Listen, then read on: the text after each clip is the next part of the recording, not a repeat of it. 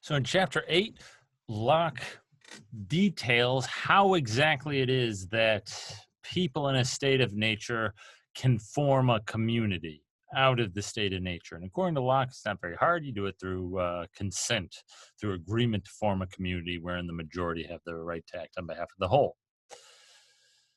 That's not a particularly tricky or hard question for Locke. The hard question for Locke is, why would people want to do that in the first place? Okay, fine. This is how they would do it if they wanted to, right? They just make this agreement with each other. But why would they want to, right? There's a kind of puzzle that Locke needs to address. In the state of nature, people are perfectly free. They're perfectly equal and perfectly free. Why would they give up their perfect freedom and join a political community? If you recall, when Locke describes the state of nature, he does not describe it in these kind of dire terms that Hobbes does. Locke seems to be at pains to distance his view of the state of nature from Hobbes. So according to Hobbes, state of nature is a state of war. Everyone's fighting each other. You're fearful of your life ending, and so you just go murder everybody. It's just nasty and terrible, brutish and short, right? It's just horrible. But Locke seems to want to say, no. Hobbes is getting that wrong. Locke, in at least the beginning chapters of the Second Treatise of Government, what is a state of nature? Well, it's like a state where there are people just around, and everyone's kind of living together. So there's your original people, but there's lots of people. There are, people around. And they're not fighting each other, right? Or at least that seems to be what the picture that Locke wants to paint. They're all kind of just hanging out, having fun, doing, having fun, he doesn't say that, but they're using their possessions as they see fit. They are, restrained by the law of nature.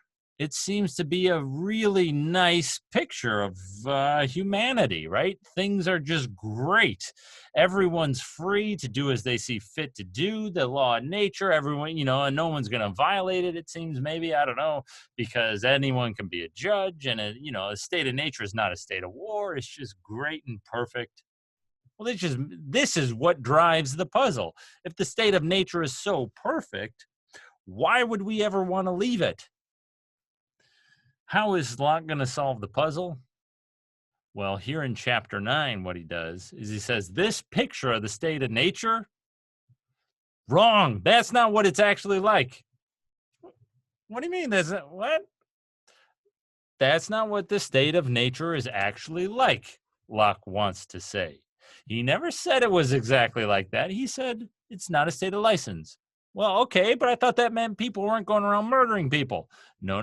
That's not what that meant. That just meant that there's a law of nature that's binding on you, even in a state of nature. Maybe everyone's breaking it. I don't know. But it's not a state of license.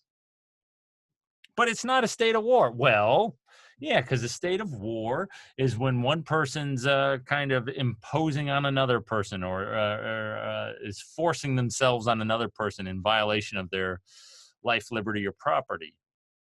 Whereas the state of nature is just people kind of living with no common authority. Conceptually, those are distinct things. But when we get to chapter 9, what Locke seems to be suggesting is that in actual practical fact, they might not be distinct. They're conceptually distinct, but in actual fact, they might be one and the same thing. What Locke says, and this is going to be the main motivation for forming a political community, in the state of nature, one's property and the ability to use it and enjoy it is insecure because most people are not strict observers of justice and equity. This is what he says in chapter 9. So what does that mean? Yeah, fine. You can have your property in a state of nature, right? You go and whittle your stick or whatever, or pick up your apple or whatever it might be. Fine, that's your property. That doesn't mean people aren't going to steal it. Most people are not strict observers of justice and equity. Well, yeah. And so we need to form a political community to get out of this state of nature. And so, what's the picture of the state of nature that Locke actually holds? What does he think the state of nature was actually like? Well, it wasn't that thing with the rainbow and the sunshine and everything else. It'd be more like this, which we've seen about a million times before, right? You have me there with an apple. There's you peering in. And what happens? You take my apple, right? That's what the state of nature would actually be like. Because most people, so you in this case, sorry, not to pile on you or whatever, most people are not strict observers of justice and equity. That's the correct view of the state of nature right there. And so Locke, despite his attempts to distance himself from Hobbes and say, no, that's not what it's like, at the end of the day, he ends up coming back around. No, yeah, this is actually what people are like. It really is kind of nasty. What he says is that were it not for degenerate and vicious people, there would be no reason to leave the state of nature. The only reason we leave the state of nature is because people are so terrible and nasty. Because most people are degenerate and vicious. Most people are bad and they're just going to steal your stuff and kill you. Most people are not strict observers of justice and equity. And so, according to Locke, we enter into a political community. We're willing to make that agreement where we have to give up some of our liberties, which we'll talk about in a subsequent video. We're willing to make that agreement for the sake of mutual preservation of life, liberty, and estate. For the mutual preservation of property is what Locke calls that, right?